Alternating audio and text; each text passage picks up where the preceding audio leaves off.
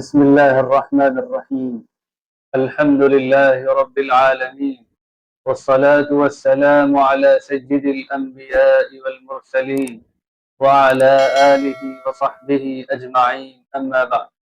قال الله عز وجل في كتابه المجيد: أعوذ بالله من الشيطان الرجيم، بسم الله الرحمن الرحيم. صم بكم عمي فهم لا يرجعون، صدق الله العظيم. السلام علیکم ورحمۃ اللہ وبرکاتہ۔ ناظرین کرام، کیا آپ جانتے ہیں اس انسان کو جس کے پاس سننے کی طاقت ہے لیکن پھر بھی وہ بہرا ہے؟ کیا آپ جانتے ہیں اس انسان کو جس کے پاس دیکھنے کی صلاحیت ہے لیکن پھر بھی وہ اندھا ہے؟ کیا آپ جانتے ہیں اس انسان کو جس کے پاس قوت گویائی اور بولنے کی طاقت ہے لیکن پھر بھی وہ گونگا ہے؟ آخر یہ بہرے، گونگے اور اندھے کون لوگ ہیں؟ کیا کبھی آپ نے ان کے بارے میں سنا ہے؟ کیا کبھی آپ نے ان کے بارے میں پڑھا ہے؟ کیا کبھی آپ نے ان کے بارے میں سوچا ہے؟ اور کیا کبھی آپ نے اس بارے میں سوچا ہے کہ کہیں آپ بھی تو ان لوگوں میں شامل نہیں ہیں؟ تو چلیے، اللہ رب العزت کا کلام اور اس کی کتاب ہمیں ان بہرے، گونگے اور اندھے لوگوں کے بارے میں بتاتی ہے۔ اللہ رب العزت کا ارشاد ہے، جہاں پر منافقین کا تفصیلی ذکر ہے، اس کے بعد اللہ رب العزت نے فرمایا: صم بکم عمی فہم لا یرجعون۔ صم، یہ بہرے لوگ ہیں، بکم، یہ گونگے لوگ ہیں، عمی، یہ اندھے لوگ ہیں۔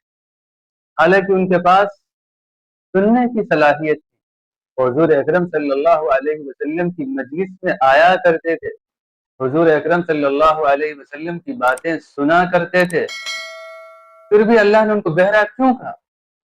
مختصر سے الفاظ میں ہم کہہ سکتے ہیں، جس کی تفسیر علماء نے لکھی ہے کہ صم عن سماع الحق سماع تدبر، یعنی حق کو سننے سے بہرے ہو گئے ہیں کہ حق کو اس طرح سے سنیں، سچائی کو اس طرح سے سنیں، اللہ کے پیغام کو اس طرح سے سنیں کہ اس کے اندر غور و فکر کریں، کچھ سوچیں سمجھیں۔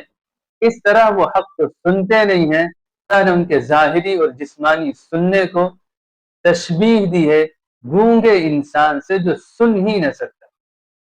بکمن، یعنی یہ گونگے لوگ ہیں، یہ حق ان کے سامنے ہے، اللہ کی کتاب ان کے سامنے نازل ہوتی ہے، رسول اکرم صلی اللہ علیہ وسلم کی تعلیمات ان کے سامنے بیان کی جاتی ہیں، لیکن یہ حق کی تلاش کے ساتھ اسے سنتے نہیں، تو ان کی زبان ان کو بولنے سے بھی قاصر ہیں، اور یہ گونگے انسان کی طرح ہیں، بلکہ یہ جانوروں کی طرح ہیں جو اپنی زبان سے ایک حرف اور ایک لفظ نہیں نکال سکتے، صرف ان کی زبانوں سے آوازیں نکلتی ہیں جن کے کوئی مقصد اور مطلب نہیں ہوتا۔ پھر آگے اللہ نے فرمایا: عمیٌ، یہ اندھے لوگ ہیں، یہ دربار رسالت میں حاضری دیتے ہیں، حضور اکرم صلی اللہ علیہ وسلم کا چہرے انور اور چہرے مبارک دیکھتے ہیں، حضور کا دیدار کرتے ہیں، لیکن پھر بھی یہ ایسے اندھے ہو چکے ہیں کہ اس نور ہدایت کو دیکھ کر بھی سیدھا راستہ اختیار نہیں کرتے، اس پر چلنے کی فکر اور کوشش نہیں کرتے۔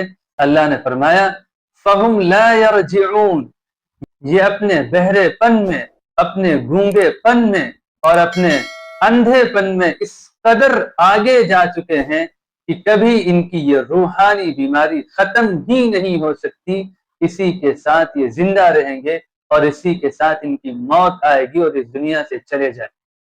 یہ سورہ بقرہ کے دوسرے رکوع کی آیت۔ لہذا ہم سب کو اس معاملے میں بہت فکر مند رہنا چاہیے کہ کہیں ہم بھی بہرے اور گونگے اور انہی اندھے لوگوں میں شامل تو نہیں ہیں۔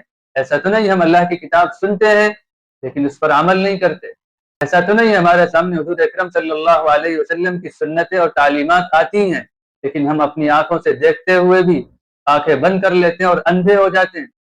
کہیں ایسا تو نہیں ہے کہ ضرورت ہوتی ہے کہ سچ کو بولا جائے اور حق کا اعلان کیا جائے اور باطل کی کمزوری بیان کی جائے اور ہماری زبانیں گنگ رہتی ہوں اور ہم خاموش رہتے ہوں؟ کہ یہ گونگا پن ہمارے اندر تو نہیں ہے؟ اگر ہے تو آج ہی ہم توبہ کریں اور اللہ کی طرف پلٹ کر چلے آئیں، ورنہ یہ جب روحانی بیماریاں لگ جاتی ہیں تو اللہ نے فرمایا پھر ان سے نکلنا، ان سے شفا پانا، ان سے اپنے کو محفوظ کرنا بہت مشکل ہو جاتا ہے۔ اللہ تعالی ہماری اور تمام مسلمانوں کی اس بہرے پن سے، اس گونگے پن سے اور اس اندھے پن سے حفاظت فرمائے اور ہم سب کو اس سے محفوظ فرمائے۔ آپ ان قرآنی تعلیمات اور آیات کو سنیں اور دوسروں تک پہنچائیں تاکہ ہر ایک اللہ کی کتاب سے جڑ سکے اور اس کی تعلیمات اور اس کی ہدایات سے اپنے آپ کو روشن کر سکے۔ جزاکم اللہ خیرا، والسلام علیکم ورحمۃ اللہ وبرکاتہ۔